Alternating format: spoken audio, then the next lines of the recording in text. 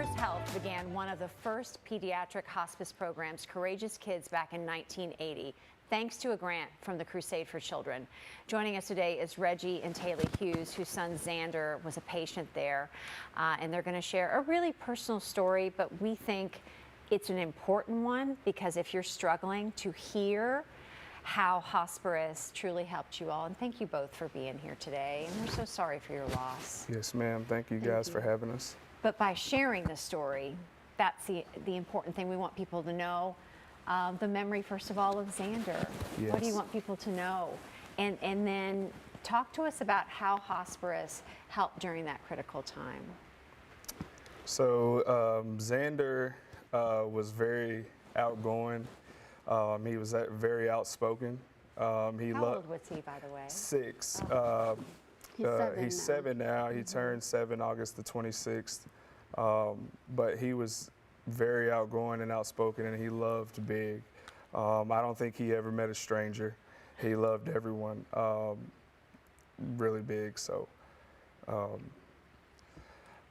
Taylor, what about you? What do you want people to know about Xander? If I can get it out. Yeah.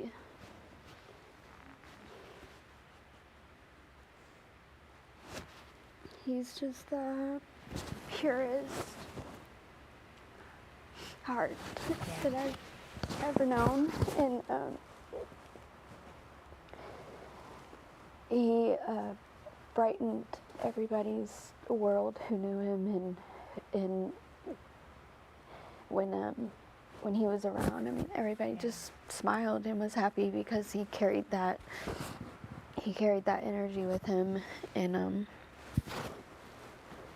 we've been told by a lot of people who met him on his journey, especially like all his doctors and stuff, that they remember him by his faith and his smile.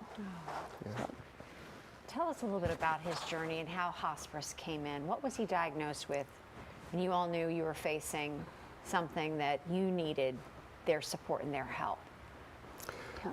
June the 15th, he was diagnosed with DIPG. It is a fast-growing cancer. It's a brain tumor. In the stem. In the brain stem is where he had it, so it was a inoperable situation. And we were told that we had 9 months to prepare. Which is, I can't imagine as parents, that 9 months is... It's devastating to hear that. And so we didn't know what that would look like as far as from the health aspect of things. But what we did know is this specific tumor, it affects your mobility, your thinking and things like that. And so we were lucky to not have those things happen until the last 2 months. But when they did start to happen, Hosparus stepped in. And when they stepped in, I mean, it was just like family. They stepped in, and immediately it was just, I'm here to serve you guys. I'm here to walk alongside you guys with anything you need.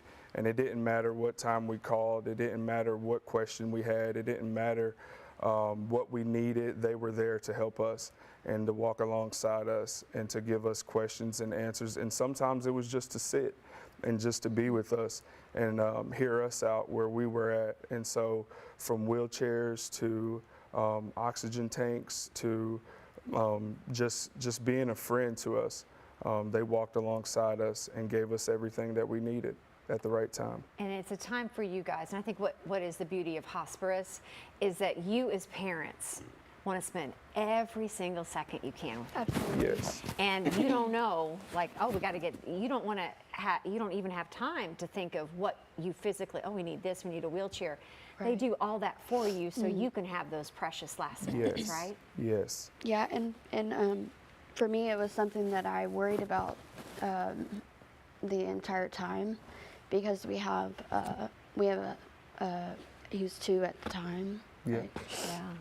And another little he's one. 3 now. Yes. Yeah, and so And they were always so close.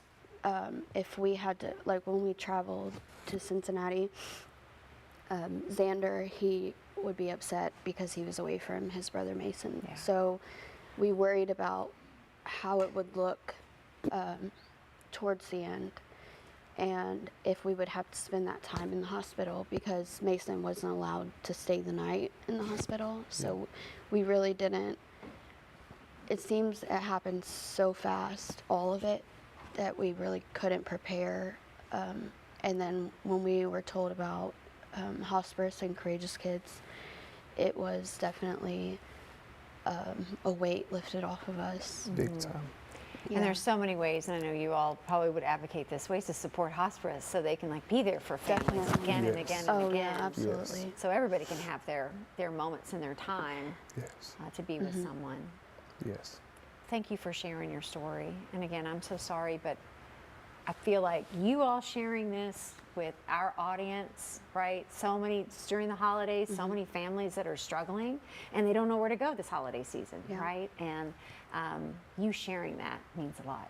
Yes, ma'am. Thank you. We thank you guys for having us. Yeah, it means a lot to be able to share and